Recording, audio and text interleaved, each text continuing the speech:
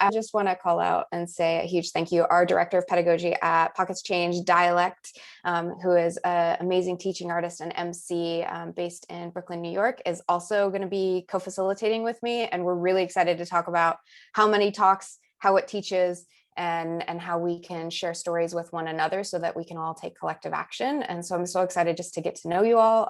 And yeah, I'll kick it over to Dyalekt. Yeah, thanks, Andrea. Peace, everybody. How y'all doing? I mean, to be just simple and frank about money talks and social media, the idea of money talking, money is the only thing that talks. Money is access. Money is ability to get the things that you want. Money is ability to take time off of your back. Money is the ability to have a voice in so many different ways. So since money is the thing that is not only the thing that talks, but is the thing that allows all of us to talk, or any of us to talk, or none of us to talk, we have to figure out what we can do to make sure we have that access. Yeah. So Dyalekt, do you mind sharing the slides? And we'd love to get to know everybody in the room. So if you all just could share in the chat, just your name and kind of where you're coming from. You know, are you an educator? Are you running a community-based organization? Why you're passionate about teaching and talking about money? We'll get more into that. But just if you can share your name and where you're coming from. And one other thing we want to ask you to share, because we got over here in our little share board, it's like, what's something that you like spending money on? We can talk about it. Andrew, what do you like spending money on? All right, so I actually like show and tell style because like 18 years ago, I started off teaching kindergarten. So show and tell style. I've got this little like magical bookmark narwhal. I love finding those like small little things that spark joy. And those are often the things like, you know, that you'd almost guilty pleasure, right? Like I didn't have to spend that $2, but magical narwhal makes me happy on my desk. Ooh, I'm seeing Rebecca's talking about I like spending money on lattes and pastries. Oh, you are in the right place if you like spending money on that. Lots of money folks tell you shouldn't be spending your money on latte and pastries, and you can kick them in the shins as far as we're concerned. What do I like spending money on? I like spending money on clothing, shoes, stuff like that, but indie designers. Like I found these shoes called, I think it's like 504 or 604. They make 504 pairs of shoes in collaboration with the visual artist, and then that's it. So I love little stuff like that. For Federico, spending money on traveling, pets, and musical instruments. Ooh, what's your instrument, Federico? I want to know. If you're multi-instrumentalist, just tell us your favorite couple.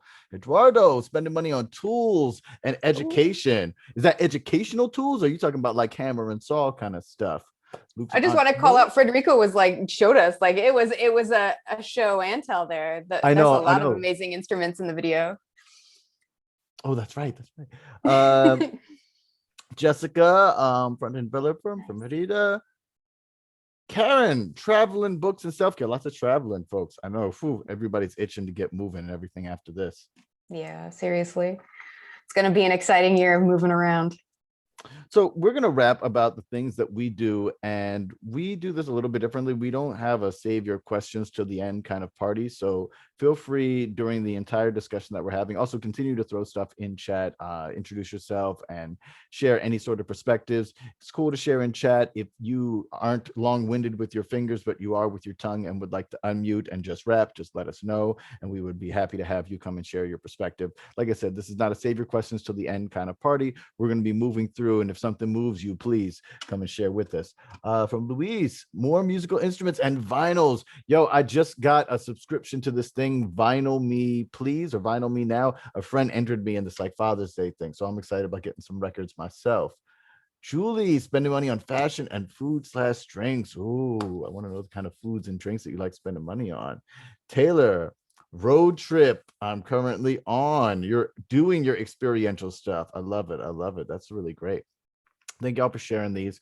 We're going to move on through. Again, my name is Dyalekt. I'm the director of pedagogy. I've been teaching for nearly 20 years, shooting as an MC. I'm an MC educator. I'm a hip hop educator, and I've been working with that for about 15-ish years now as a lifelong freelancer and educator. I feel like I have a unique perspective on how this finance stuff affects us.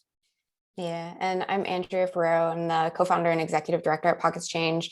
Pockets Change, we talk and teach about money using hip hop pedagogy, and really, it's all about building relationships. We've been working with communities across the U.S. for well over a decade. We work with kindergarten all the way up through college age. We work directly with students as well as teachers and parents. So don't save the questions for the end. Anything that pops out to you, if you want to talk about how do you inspire conversations in communities, how do you talk about the tough topics, we want to have those dialogues today together. Yeah, and by the way, a quick note about the hip hop pedagogy thing. It's not meant to be intimidating, and we're not asking kids to make rap songs about compound interest, even though we have done that kind of thing in the past because it can be fun. It's more the idea that all of the different ways that we express, and hip hop is a great way of understanding the ways that we express, you know, your rapping, your DJing, your graffiti, all the ways that we express are also the ways that we learn. So we help students and educators find the ways that they learn, lean into those, and then once you learn how you can learn anything. So let's get this going. So we usually start these off with some community agreements. I know as educators, you all have community agreements, and these can be very malleable. I think the thing that's been really interesting for us in the digital age is the idea of what step up and step back means.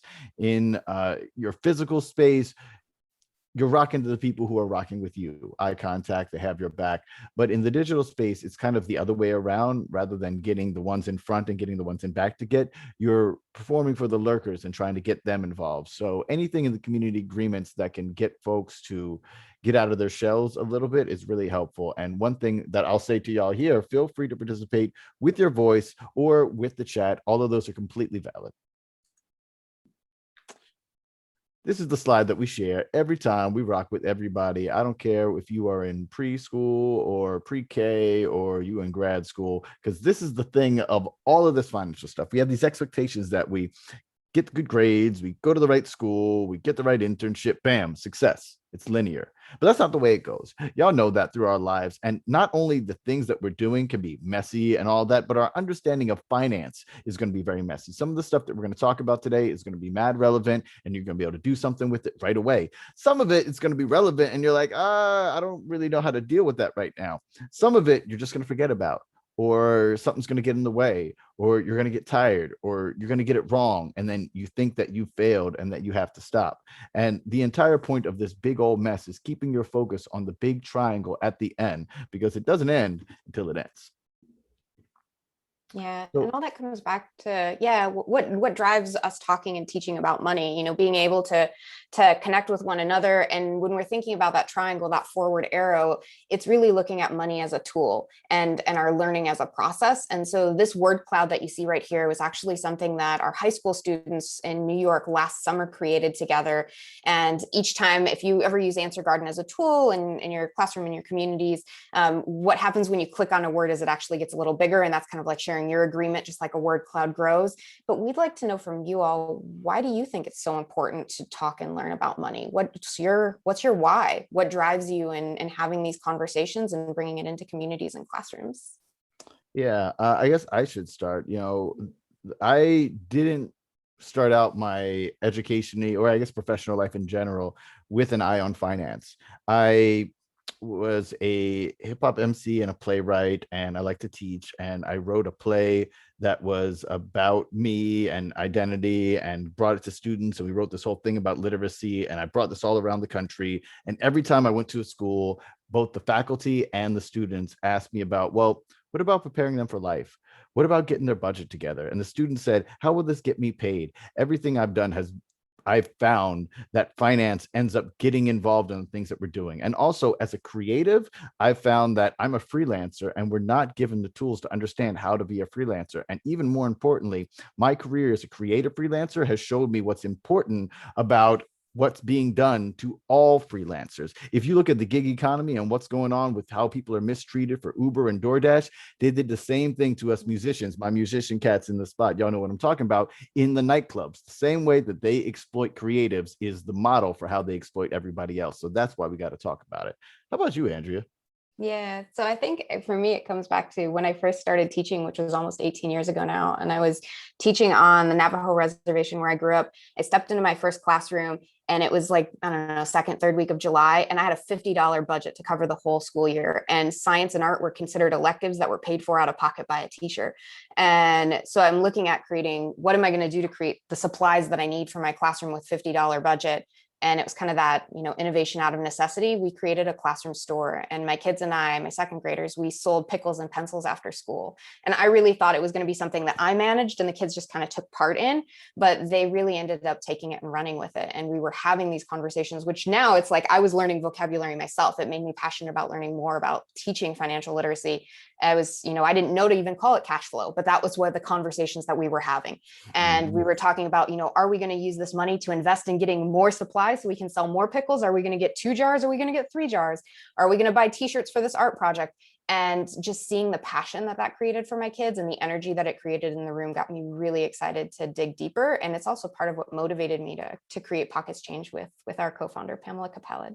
Yeah, I'm loving what's being said in the chat. Karen talking about money as a tool to create change. I really like the specificity of it, because people often think of money as the end goal. It's like, oh, I'm just trying to get money and I don't know quite what for. And then as a tool, trying to be less emotional about it, to do the things that you want to create change. Because a lot of times educators were put in this position, you're just talking about, like trying to make stuff happen on a limited budget. They tell you, you don't need money, you just need creativity. And, you need to have some money too to make these things happen. So that's really great. From Sally Ann, talking about money allows for feelings such as trust, guilt, the haves and the have-nots to fall away, and needs and action can take place. That's the really real. One of the big things about money being emotional, and we talk about that a lot in our practice, is that the idea that money shouldn't be emotional causes us to freeze up when we have these emotions. Rather than dealing with our emotions, getting over them, and being able to make some good decision, we're stuck in some sort of mode, one or the other, and we just get pushed around into financial things that aren't necessarily in line with the stuff that we really want in our life. From Rebecca, it's important because we need it to live. And if we don't know about it, or we're afraid of it, how will we know how to make it, grow it, save it? That's really real. I don't know if we necessarily lead it to live. I'm from the Caribbean, right? I'm from a hot island where you could live on the beach and you could fish and you could go in the rainforest and do all of them things. And you ain't got to go and have money to live your life. But if you wanted to live in this world where we've got cell phones and where we're talking to each other through Zoom and all that, it definitely is a necessity to live. And we have to understand that it does need to grow, because it only diminishes when it's not doing something to make more of itself. Yeah, this chat is so good. Yeah, really great stuff. I'm just like shouting out all the good stuff y'all saying. Like I was saying, if y'all want to use your voice, feel free to just unmute and tell me what you're saying. From Puerto Rico, learning how to manage money at an early stage, sadly, I learned as a late teenager, almost adult, and as part of our basic education system can help better prepare future generations that will be able to invest in a smart way and create greater impact. I love that. Yeah, I mean, Puerto Rico, I learned later than you. I definitely wasn't in my late teens. I was a whole adult before I understood any of the stuff that was going on, and came into my adulthood with terrible habits. So I do love the idea that, no matter how late that you started, we can go and fix it. What do the environmentalists say? That the best time to plant a tree was 20 years ago. The second best time is today. We feel the same way about your money. From Eduardo, to understand what money is, and if it is a tool, a goal, a reason to live, or what else. Thank you. Great job for summating what everybody else has been talking about here. Y'all are really on point as a team. So thank you for all of those. We're going to go a little bit into some of the things that we like to do with money. And Andrea, I know you like to talk about how we start conversations. We were saying before, meeting students where they're at is really important. Yeah. And I think this is why like the space of this conference is so important too. We have to connect with that why, all the things that you guys were just sharing in the chat, because money is emotional, because it is a tool for us to make progress, to make collective change happen.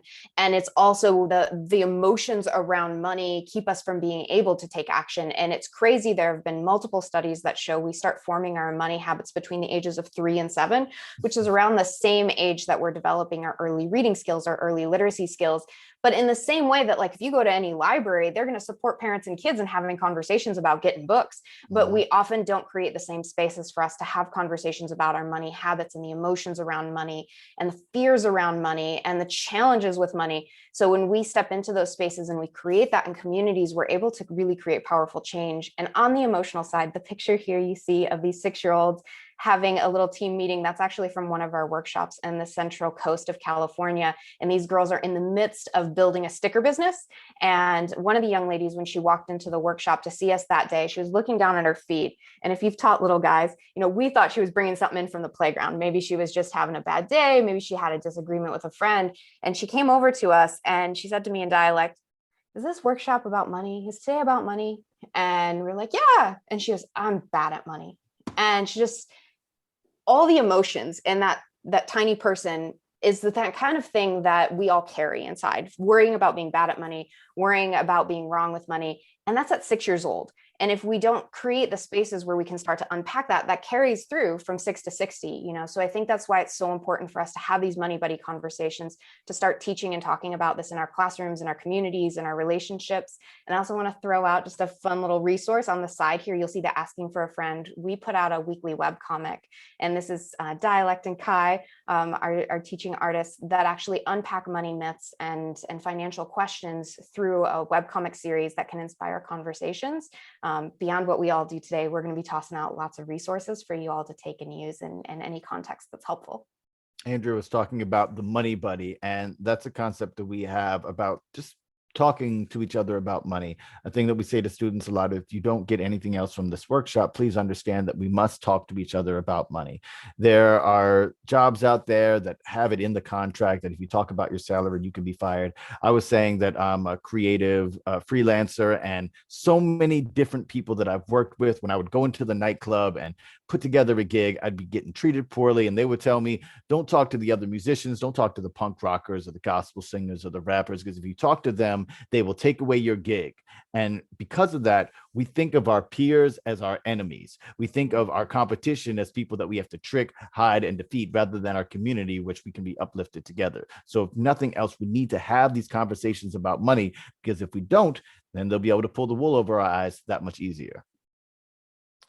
Now, I want to ask another thing of y'all, and this one we want to have this in check because we need to have the record of it. I want y'all to dig into the back of your mind, or maybe your phone app if necessary, and share the last 5 things you spent money on. Quickly, the last 5 things. And it's okay, when you spent money, it's like, did I have to buy something? No, if you lent money to that friend that doesn't ever pay back, then that counts.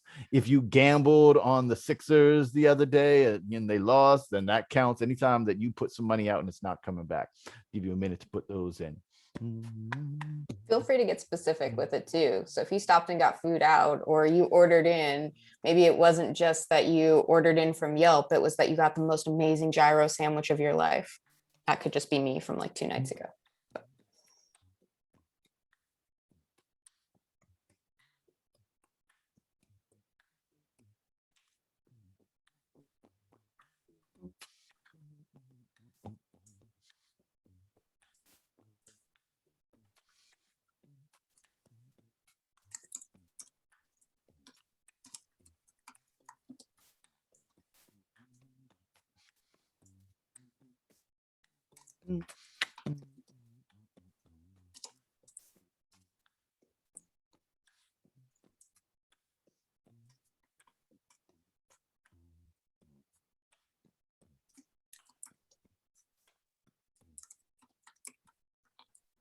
Okay, we got some good stuff in here.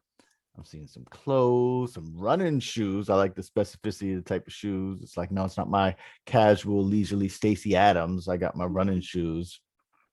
Red wine to play your UB40 records. Just making a guess. Bus, food, some internet food, and more food, right? I feel that. What was that? Groceries? Was that fast food? What was that? Candy? What was those foods? I want to know. Travel, school, food, lots of food, clothes, services, plane tickets. Oh, yeah, all these travelers ready to travel. Arcade day with my family. That sounds like a good story. I love that. Uber, and I go, oh, yeah, go ahead. It was a good day for Father's Day. We spent time on a mall, on an arcade with the entire family. Oh, that's amazing. Yeah, crazy nephews and nieces. Yeah. Oh, so like everybody, not just like you, like kids. It's like, oh wow, that sounds like the whole bunch. Oh, that sounds like a beautiful party. Before I let you go, what was your favorite game that you played at the arcade? It was the Jurassic Park first person shooter with one of my nephews. Yeah. That's so awesome. I remember that game from being a kid. That was one they always had at the movie theater. And then you get to share that intergenerationally. That's so beautiful. Thank you for sharing that. Yeah, sure. Awesome. That's awesome. That's really important, that thing that you shared. Thank you so much for that, because we're going to rap about that in a second, actually. Gift card, cupcakes, baby materials for home births. Oh, maternity dresses. Oh, you got some good, talk about good story stuff. You got plenty of good stuff going on. Please, breakfast door. Had to get a new doorbell. I love that. Psychologist. Yes, this is all great stuff. Thank you. So we're going to flip over to this thing here that is the best piece of financial advice that we ever got. Yeah, and I think what's so amazing about this is we can see it in the chat with all the stories that we can kind of start to sense behind these things, is where you spend your money is a representation of what you value. And the point of that is that you always put your money where your mouth is, whether you know it or not. I don't know about y'all. I teach finance. I've been doing it for a minute, but I don't like budgeting. I don't know about you. Some of you may like budgeting. I don't really dig it because it's so restrictive. I remember when I went to mint.com and I got the app and downloaded all the stuff. And, since I'm creative, I did love the little pie charts and the bar graphs. All that stuff was really great. But they asked me to put in my budget, and I don't know any kind of budget. So I was like, I don't know, 200 for food. Is that what I should be spending? And I put that in. At the end of the month, I had spent 250 on food, and it gave me a little red mark and told me I was wrong. And I was like, but just like, who is it that was saying food and more food? Karen, just like Karen talking about food and more food. I was like, I need to eat. I'm not gonna not eat. So this budget is wrong. So I'm just not going to mess with it. And I left it alone. And that's how a lot of us are with our budgets. And it's because budgets don't take into account what we actually want, what our values are. So before we get to a budget, we use this tool, the spending values matrix. And those of y'all who are business majors, you may know this as the urgent important matrix. And we thought that this was something that would be really good for our needs. Ooh, Julie, a beautiful vintage belt. Ooh, pharmacy stuff, beer and burgers. It sounds like a really nice day out too. So the spending values matrix, this is a pre-budgeting tool to help you get under control what it is you're spending money on and what you should be spending your money on. The first box up in the right corner or the left corner, depending on your perspective, it's the blue one. It says the basics. The basics are the things that make up what people think of as our budget. These are your needs. These are the things that are your bills, your clothes, groceries, the internet, phone, all the stuff that you need to get through your day to live. When we're talking about needing money to live, I notice a lot of y'all mention those things. They're often called your fixed expenses because the number tends to stay pretty static. I know companies are kind of dirty and like behind your back, they'll throw in a couple of extra dollars. So check back every now and then. But the thing about your basics is get the number, understand the number, and then put that aside, because that's not the important part of digging into your budget. Getting that number is the first step. And the next step is understanding what the details are. This is the bottom corner that's in the red. And this is the stuff that makes you feel like yourself. I mean, it's also the stuff that you feel guilty about. When people are talking about avocado toast and lattes and all that kind of stuff that you shouldn't be spending money on, the things you should feel guilty about. One thing I want to let y'all know, and please let your students know this, the people who are telling you not to spend money on coffee are the people who made their money telling people not to spend money on coffee. The Latte Factor is a New York Times best-selling book about somebody who's just like, if you don't spend money on coffee, you're going to put your $5 away and then it's going to spend money in the compound interest. And that's BS. Spend money on the thing that you need to spend money on. Because on the really real, if you don't spend money on that coffee that you really love, that latte that makes you wake up in the morning, makes you able to get through your day, you're frazzled, you're stressed, you're tired, you're worn out. And when you're tired and you're worn out, you make bad purchasing decisions. So once you're tired and worn out after not having that coffee you like for a week, you go to the coffee shop and you're like, you know what? I'm going to treat myself. And you don't just get the coffee. You get the coffee and the Danish and the donut and the bag of chips. And you know what? I might as well get that little protein drink shake smoothie for the ride home. And next thing you know, you spent $73 at the Starbucks when you could have just, gotten your coffee and gone about your day. The details are the things that feed you emotionally. I love to dig into behavioral finance, and there are so many things about your behaviors and how you feel. When you feel stressed, when you feel tired, you're not able to make great financial decisions. But certain things that we buy, certain things that we do allow us to feel like ourselves. That person who needs to spend the money on the gel to get their hair up into a mohawk, it's more effort than I could handle, but it looks like a beautiful thing, and it's something that makes you feel like you. Those sneakers that you wait in line for like 30 hours or whatever it is. So you can get the ones that make you feel like yourself, the video game that helps you unwind after a day, that piece of food that may not be the most nutritious, but is the one that brings you back to a place where you feel safe and warm. The thing about these things, it's not just that these aren't the things that are keeping you from having your money together. It's that if you don't make a plan for purchasing these things, you're going to purchase them anyway. You're going to buy these things. And understanding how you can make a budget for them will allow you to have them in your life. A student once said, and this was really brilliant, if you don't make a plan for your money's going to make a plan for you. And the thing about all these details that's mad important is that if you get your details together, you can understand what's in the next box. These are the nothing. Before I get that, I forgot our catchphrase that we wanted to say. People are always saying that you need to spend money on your needs.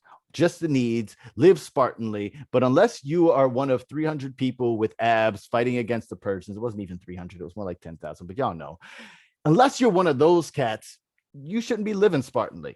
You should understand that your wants are your needs too. These things that we want are the things that will allow us to have focus so that we can do our thing and not spend money in the nothing. The nothing is the place where our bad spending goes. This is the black hole. This is the stuff that you probably didn't even put into the chat here earlier today because you didn't remember doing it. When you're talking about having a good time with your family, going out to the arcade and playing the games and doing all that stuff, someone could tell you that that's the nothing, that that's frivolous. But I know for many of us, our currency isn't just in money. Our currency is in stories. Our currency is in memories. Our currency is in family and community. You absolutely can't put a price on the time that you spent with your family. That is invaluable. That is beautiful. The nothing is not that. It's not that time that you bought those fries when you're out with your family and had a great time. The nothing is the little pieces of food that you grab scrambling from one work thing to the next. The nothing is when you get to the shoe store and you're trying to buy that thing, you've been waiting for hours and the shoe that you want is sold out and somehow you spend that money anyway. Come on, any of y'all, how many of y'all has that happened to, right? You go to the place to get the thing that you want and it's not there and we spend the money anyway. See, our bodies are primed to spend money. More behavioral psych stuff. You know, there are zero social cues for saving money. The only social cues we have are for spending money. And to show you this, the only other social cue that we have for saving money is when you say, hey, I saved some money on this. You didn't really save money. You spent less than you expected to spend. Clint, please share.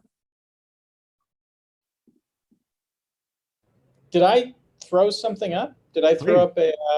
Oh yeah. I saw you put a hand up. I thought you were just were you just reacting? Were you just giving me like a church hand, like a well? In a sense, yes. I was looking for some different emoji and ended up without it. But I really wanted, I absolutely have ended up in those situations, precisely the shoe situation, where I go to the shoe store, I don't find the shoes that I just end up buying some shoes. And I'm like, ugh, I hate these shoes, but I bought them. Right. And then what ends up happening is they don't last as long as the other shoes, right? And you end up buying another pair of shoes rather. And then you're like, now I'm always uncomfortable when I'm exercising, as if exercising wasn't hard enough. Mm-hmm. And I'm going to have to buy the shoes that I went for with, so.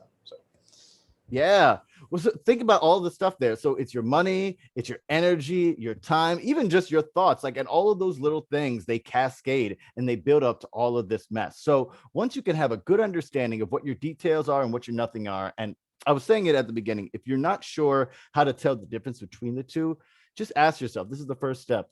Is it a good story? Do I remember doing it? Was it something that mattered? If you're looking at your account and you're like, Taco Bell 3 times last month? I don't even remember doing it once.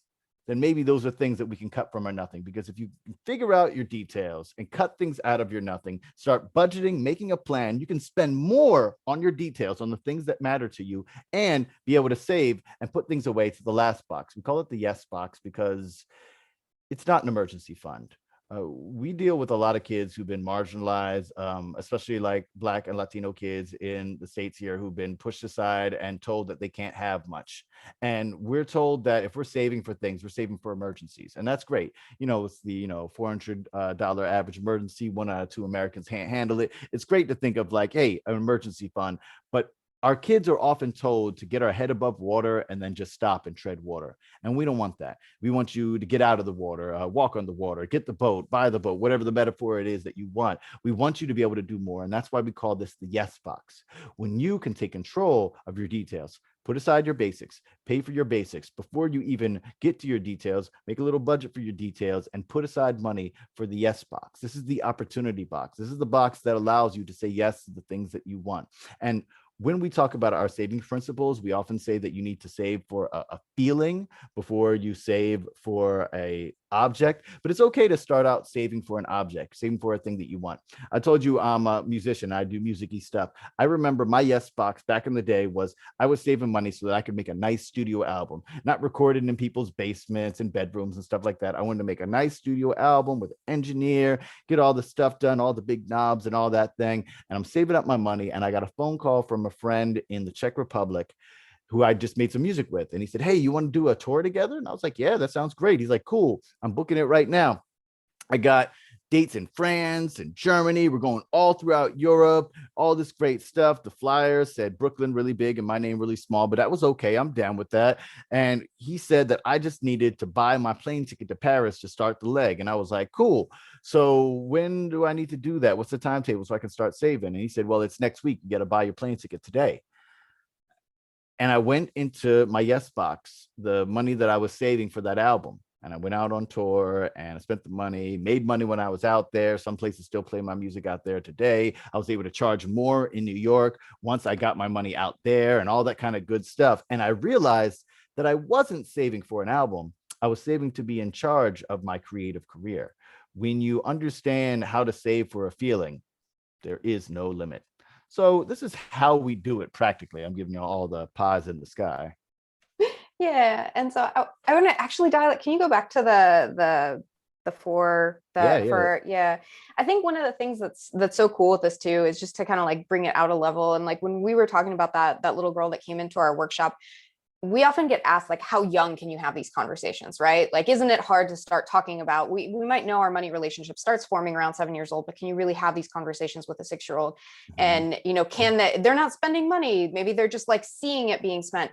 But, you know, that little girl that came in was feeling like she was bad at money. When we dug into that and started having conversations, she just really loved spending money on stickers. And she had associated that with wasting money.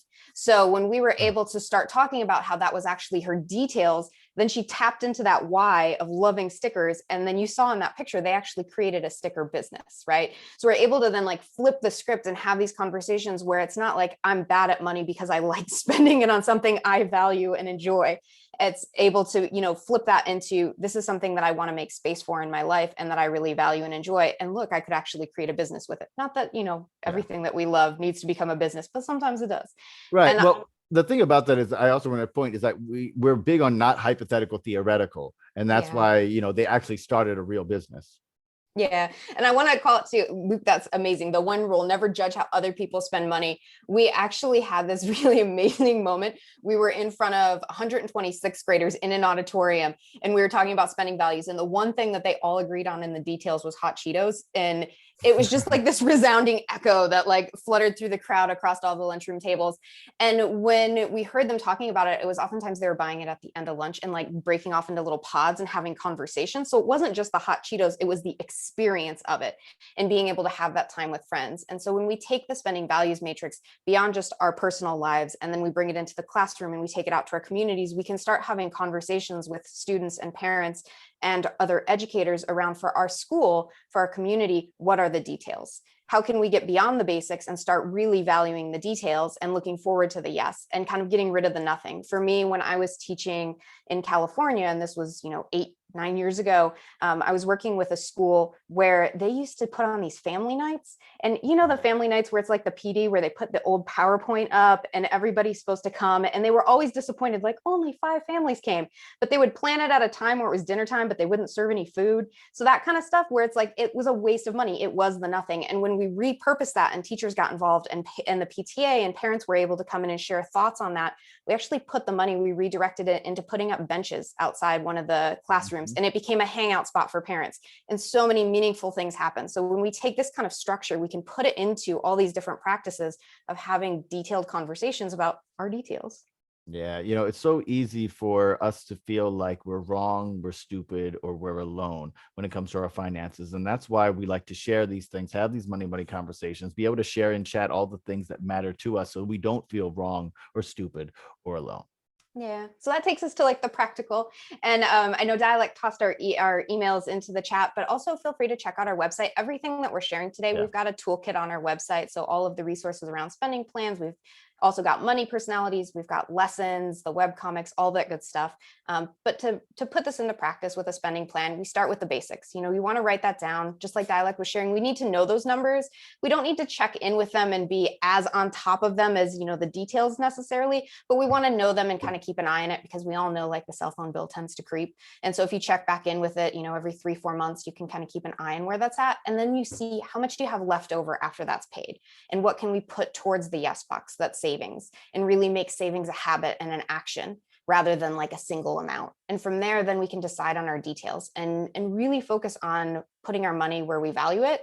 And the last piece, and I think this is the hardest one, so we'll talk about how we can do this, is tracking it. Because I think too often it's one of those things where we love to plan, right? We get the budget down once, and then it's like you get that red mark on a Mint app, or you put it in the spreadsheet and you never come back to the spreadsheet. The tracking piece is the most important, because we want to come back and reflect on our spending story so that we can take action. So whether that's a spreadsheet or paper and pen or an app, it's really thinking about it as a learning process and what works best for you in your relationship with money, so that you can keep kind of getting curious and seeing where your spending story is evolving. So we recommend just track one thing at a time so it doesn't feel overwhelming. Maybe you're just going to look closely at where money's going when it comes to food or clothes or going out or Amazon, whatever that one thing is, so that you can start to see where is the nothing and where are the details. And that may change over time. For me, I went through a time where for me going and picking up like new books became like a big thing. That was my details. And then I started feeling like, well, I've got a stack of books that I haven't even read, and maybe I need to read them before I'm just ordering another one online. So they once were a really big detail for me, and now it's like I've got a back stockpile of them. Maybe I can lay off that for a while. It started to kind of feel like the nothing, like I was doing it out of a routine habit. So find out what that is for you so that you can tap into making more space for the details. Yeah, and the thing about tracking is this is the next step about deciding what matters to you in terms of your spending. And this is not where we say to say no. Buy what you're going to buy, do your thing, but take account of it. And do the 5-year-old thing. Ask yourself why. Why are you buying this? It's okay if you still buy at that time, but ask yourself these questions, and I think you'll come to the conclusions about what really matters to you, and that'll influence your actual purchasing decisions. So this is what it looks like. We have this available for PDF. I think it's right on pocketchange.com. Yeah, and I'll toss that link in the chat too. Right. Yeah, we've got it just on a link. We have it coded to the different types of boxes, your details, your nothing, your yes box, and even have some suggestions for potential expenses on the side just to jog your memory. This is the kind of thing that is a great tool. It's a tool I use for getting my stuff together. I never actually went back to the full budgets, because I do this thing, and then after that I just put it into some app tool that does its that goes and does the other calculations for me. So you can use this by paper, you can use this digitally. It's a great tool. I'm going to ask y'all some stuff, and again, feel free to unmute and speak. Thank you for everybody who's given us good chat. Thank you for everybody who's been typing in the chat, and we want you to ask you a little bit, what are some things that you spend money on occasionally? What are your details? And what is stuff that you love and spend money on regularly? It's like a non-negotiable, these things that happen in your life. And what do you spend money on that you'd be willing to give up or reduce to have more of the things that you want? Andrea, why don't you set us off with those? Well, what's your first thing? What's something you like to spend money on occasionally? Yeah, something I really like spending money on occasionally is trying out new restaurants now that we can like go back to restaurants. And so once a week, me and my fiance, we have a date night and we go find a new local spot and we can like sit outside. It's been nice. And that's something I really love spending money on occasionally. Yeah, I love that. I'm gonna keep it food related. I occasionally like to get a real good homemade soft pretzel. In New York, it's actually much harder than you think to get a soft pretzel these days. They don't just have them in the carts, or the ones in the carts are really gross and you don't want to get those. They're not worth it like that. I mean, the ones that's like $10 for the one pretzel. And it's like a lot of money for just a little bit of dough and some salt on it. So I don't get it all the time, but I love me a good salt pretzel. So non-negotiables. I see Luke's talking about running shoes, right? In there, non-negotiable. Federico, details for them, art supplies, the sketchbooks, the pens. Ooh, street tacos, morning, noon, and night. Morning, noon, and night. Morning, noon, and night. So I got my Calypso song mine in head. That's another thing we don't have in New York. Yeah, when I'm out in California, I do miss a good California burrito, out like San Diego area, stuff like that. There's just no good burritos here in New York. So let me see some stuff that we spend money on. Oh, good non-negotiable from Luis: guitar and bass strings. Yeah, because when they be popping, then you don't know what you can do after that. Yeah, I love from Karen too, occasionally makeup. That's a fun one too. And they've actually had like these new series coming out, like Makeup and Mysteries. And it's like, watch someone do their face with makeup while they uncover a mystery from 50 years ago. Sally, who do you want to see when it's possible to do that? Who do you want to go see? It's okay if they're famous. It's okay if I've never heard of them. I've probably heard of them. You'd be like, it's my cousin's friend's roommate's band. I love my cousin's friend's roommate band. They're always fun. I mean, not always fun, but it's always fun. What's some other non-negotiables? Let me see. What's a non-negotiable for me? What's non-negotiable for you? What do you have to have all the time, Andrea?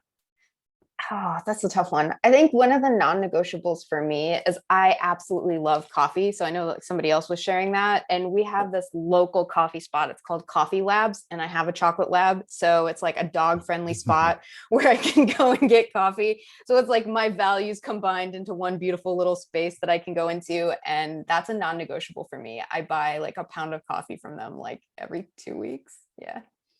Okay. Yeah, I love How about that. you?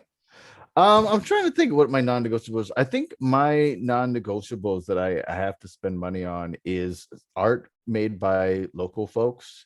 Need to do that, and I make a budget to do that on a regular basis. When I am going out to things, I will like go and buy like a piece of art, or I'll enter in the raffle for the stuff, or I'll buy your cassette tape, even though I don't got a tape deck to play it on. We'll just put it up there, and you put it on my Spotify. Ooh, Clint, from California to India, California burrito lunches here in Bangalore keep me sane while acclimating to Indian life, right? I mean, sometimes that little piece of home is the thing that allows you to feel like yourself, allows you to center. And it's very much worth that money. Even if you just look at the figures, if you didn't spend money on that thing, you end up spending more money searching for that feeling. I think that's one of the things that's a big mess, is like searching for the feeling ends up spending a lot of money. Although, to warn you, Clint, when you're in other countries, having food that originates in yet a third country, then that stuff can be messy sometimes. I remember when I got a quesadilla in the Philippines. A friend of mine in the Philippines was like, I'm gonna take you to my favorite restaurant in the whole island, and it was cold shredded cheddar cheese inside a tortilla wrap. It was a different experience. Oh, Yeah, no, salad. Go I ahead. feel you. No, I feel you. I feel you. Coming from the Bay Area, I always ate internationally, right? Like I'd eat anything but American food. And I couldn't understand my friends who were Korean and only ate Korean food, and my Indian friends who only ate Indian food. I'm like, there's so much amazing food in the Bay Area. Why don't you just eat all the great food? And then I came to India, and all that I eat is pizza and California burritos. I get it. Yeah. I mean, just getting through life, the exploration is working of itself. Thank you for sharing that. That's really great. Sally, nice to hear you a jazz fan. Yes, we a jazz club. You can see a nice crowded place, a nice little three-piece doing their thing. Some folks in their flapper dresses going off. I'll share a music-y thing. One of my favorite random gigs I did years ago, I had a homegirl who she sings in Cirque du Soleil now, but she did the whole slinky evening gown, laying out on top of the grand piano, doing jazz standard sets, and she would bring me in to rap with her. It was a very odd experience for the audiences, but they seemed to like it. I would lean on the side of the grand piano while she's laying on top of it, kicking freestyles while she was singing like Ain't Nothing But a Hound Dog and jazz standards and stuff like that. It was a fun, interesting thing. Thank you for sharing these important pieces for yourself. We ask this of y'all, and we ask this of students because it's of the utmost importance for us to understand what matters to us, what means something. We don't care what you spend money on. I don't really care. I mean, like, I care to a degree. Like, I don't want you spending money on harmful stuff that I think is like awful, but you know, I'm gonna keep that to myself because hey, you got to go through your own journey and how you deal with some of those. But I do care that you care about what you're spending money on. Because if you don't care what you're spending money on, if you're not paying attention to what you're spending money on, then money will be taken out of your pocket without you even being able to tell that it's happening. We're all smart. You know, I think the thing is that we think that we're not as smart as we are, but the problem is we actually outsmart ourselves a lot of time. And that goes for our kids as well.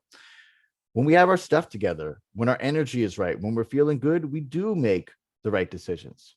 But when we're worn down, when we're beat up, when we've been stressed out, working all these jobs, doing all the extra homework, doing all the other things, that's when things get us. Where I live in New York, my subway stop is right above a Popeyes. And I don't even like Popeyes chicken. It's like, okay, fried chicken and whatnot.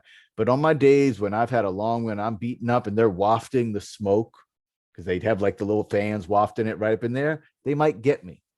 And that's what it is. Making sure that we get ourselves to a place where we feel good and they can't get us. Yeah. And on these questions too, if we go with those three questions too, you know, we want you to feel free to take all the things from today. Hopefully you take a lot, right? When we say that it's really about having these conversations, when you're sitting down in a community and you're having a conversation about how are we going to have budgeting, we've actually, Dyalekt and I use these questions with a city council and local entrepreneurs that we're looking at planning out. When you're having these conversations around budgeting, we all get to know each other so well when we talk about the things that we value, when we talk about the things that we really want to be spending money on. These can be great icebreakers. They can be great entry points to having these deeper dialogues around where is a budget going to go, and to invest our parents and our students in having these conversations so that we're all coming together as a collective community rather than it being a situation where, you know, there's a panel sharing, this is what we're going to do. And so when we say, you know, we hope you take a lot from it, feel free to even be like, copy and paste these questions to use in different settings. We want you to be able to use this with students, to be able to use them in your community so that you can take these conversations beyond your personal life to really create change. Yeah, thank you for the community aspect of it, which is a great segue into these narratives. You know, I remember Netflix said that their biggest competition is sleep. They don't want people to be not paying attention, right? It's like that. And our biggest competition as a financial organization who talks to people about money aren't other financial organizations, except for the ones that we think are doing bad things. It's mostly Instagram, where a lot of unsourced stuff can lead to a lot of damaging ideas. You might have seen this one in the pandemic. This is from last year, where Chase is talking about, why's my bank account so low? And they're like, make coffee at home. They're like, eat the food that's in the fridge. They're like, you don't need a cab. It's only 3 blocks. First of all, it's like an annoying straw person that they're creating here. But as AOC pointed out, we haven't gotten a raise in many years, despite growth in how things have been going, the size businesses getting better, and we don't make enough money. When people talk about how money is speech, we don't have as much access. We don't have as much speech. We're not able to be in control of these things. So oftentimes we do make purchasing habits where we're buying stuff at the tail end of our money because that's what we got. And as much as we got to save for the future, we got to live for today. There is an interesting phenomenon about our future selves, about how when you do the brain scan of people thinking about themselves in the future, do you know that we think of our future selves as strangers? The parts of the brains that light up when you're like looking at it, you know, those brain scanning tests are the parts of the brain that light up when you think of a stranger. We literally don't understand our future self. That's why we're likely to put it in trouble. So when it comes to these types of ideas, Chase isn't doing you no favors by shaming you, making you feel like you're stupid, making you feel like you're wrong, making you feel like you're alone. All they're telling you is you're not in control of your life. You're not in control of your money. You shouldn't say much. Give it to us and let us do the talking for you.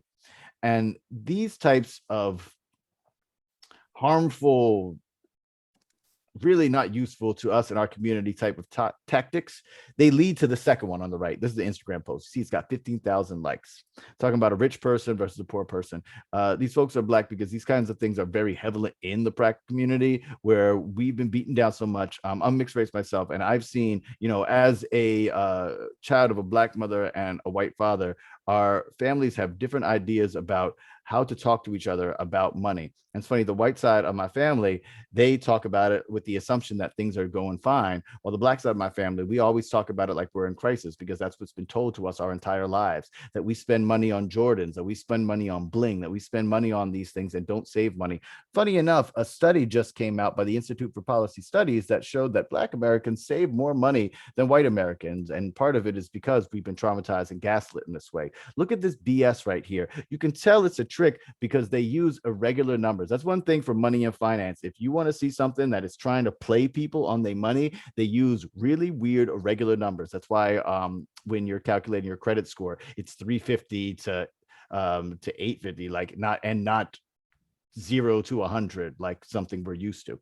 You look at this, $459 for shoes, $7,990 for the bag. It's oddly specific because these numbers aren't actually correct. And more to the point, these don't take into account that budgeting for your values, no matter how much you spend on the things that you're doing, will get you what you want. It allows us to think the idea that people are poor because they don't do enough, because they don't think enough, because they are stupid, because they are wrong, and because they are alone, which simply isn't the case. We do a lot of work with statisticians who break down the facts and figures behind a lot of the things that you know colloquially, specifically about race and wealth in this country. We talk very hardcore about race and wealth in this country, specifically about the black-white paradigm, because that's kind of the financial foundation of all of this mess. Just the same way I was saying that us musicians tend to be the guinea pigs for how they mistreat freelance workers, Black Americans are the guinea pig for how they mistreat all Americans. To give you a little example, you ever heard of dead peasants insurance? Dead peasants insurance is a terrible thing. And it started off with chattel slavery. Enslaved Africans had insurance placed on them so that their owners would get paid out if they were to die. It's difficult for me to even say this because it's so inhumane and terrible. But hey, at least it happened a really long time ago. Nah. In the 2000s, companies like Walmart and other non-Walmart companies, which is sad because you think Walmart is the only monster, but they put out this thing, Dead Peasants Insurance. And Dead Peasants Insurance was Walmart and other big box companies putting insurance out on their workers so that they, the company, not their families, would get paid out in the event of death. And this was done not racistly, race blind. Latinos, Asians, white people, everybody can get this discrimination. We have to understand the roots of how people have been taken advantage of, the methodology of how people have been taken advantage of, and the narratives around it before we can make any change about it. And if we're looking for change, no matter our background, we have to look at the people who have been treated the worst, because that gives us a model for how we're being treated right now too. Yeah, and I think what's so important, and we have the space here, and we're going to open it up for more conversation around how can we create change. We have to talk about these social narratives. We have to talk about the ways that financial systems are taking advantage of our communities and creating roadblocks and obstacles and ongoing oppression, so that we can then also have conversations with our students, with our parents, with our educators, within our communities about the things we want to be doing with a community budget, with a school budget. Because when we show up to these conversations about how we are going to spend money, we bring these emotions with us. We bring these social narratives with us. We bring these ideas that are being expressed on social media with us. And we have to have the space to be able to talk about those, because they're informing the decision-making that's happening around a lot of our school budgets and our community budgets. One of the things that also came out, and Dyalekt and I wrote an op-ed recently for Teach for America, is that there's a huge disparity. You can't talk about money without talking about race. And there's a huge disparity across the US in access to financial education. And when we look at the ways that these social narratives are showing up in our communities, we're able to have more open and vulnerable conversations with one another where we can create change together. Yeah, most definitely, which is also a lot of our focus too. If you know some students who ain't got nothing, bring us into the discussion. So we want y'all to talk a little bit to us too more. Thank you, by the way, for participating and sharing your vibes, ideas, and perspectives. It does really mean a lot to us. We want to get these vibes going. And we've been talking a lot about these things that matter to us and how do and can you make change. Now, the stuff that we were talking about before is learning about the history of systems, right? Where all these things come from, and questioning how they work, question how they have worked and how they work in the future. The funniest thing I love to tell folks about art and culture, people think that art is a thing that breaks you out of the box when that is a lie. Art doesn't break you out of boxes. Art defines the shape, size, and color of the boxes that we live in. And understanding how those are built is how we learn how we can build our own boxes that create the realities that we want. We spend money based on our values, what matters to us. We use our education and our community to find out what these things are, interrogate them, and dig deeper. When we start the conversations in and out of the classroom, we're able to come to some consensus. We're able to pick up tips and tricks and show how people have been taken advantage of, and show what are the things that are out there trying to trick you. Like, for my speaker heads, when you're like, I don't want to buy Nike anymore because of whatever reason, but you say you want to go and buy Converse, well, Converse is owned by Nike. So it's the same kind of thing. And that's how we change culture through our community. People love to mess around with the word culture right now. It incenses me. I don't like the idea of like everything you don't like is some sort of harmful culture. Culture is just us. Culture is us and what we're doing. If we take what matters to us, we share it with our peoples, they share it together, then we are the culture, and you can't cancel that. We want to leave you guys with some resources, and we also want to, invite you to reach out to us, keep the conversation going. And I know we have just a couple minutes left, so maybe we can take a question or two. But the resources that are up here link out to lessons that we have available, our Asking for a Fred Wemp comic, the podcast that Dyalekt hosts with his wife and our co-founder, Pamela Capellid, who's a certified financial planner, the Brunch and Budget podcast. And then also, if you wanted to bring us out to your community, here's links for bringing us out for workshops. We do work with K through 12 and college age. And then Brunch and Budget also does workshops for adults too. So we'd love to stay in touch with you all to keep the conversations going, but maybe we can take a question before we head out. Yeah. Any kind of thoughts or feelings? Yeah. And feel free to unmute too, if that's easier than putting it in the chat. Well, I don't know how much time we have left, but I want to say first, thank you so much. This was really fantastic and very inspiring and very exciting. I think that there's a lot to be learned from, and I think that a lot of what you're doing relates to the work that we're trying to do with getting kids to talk about money and priorities and spending.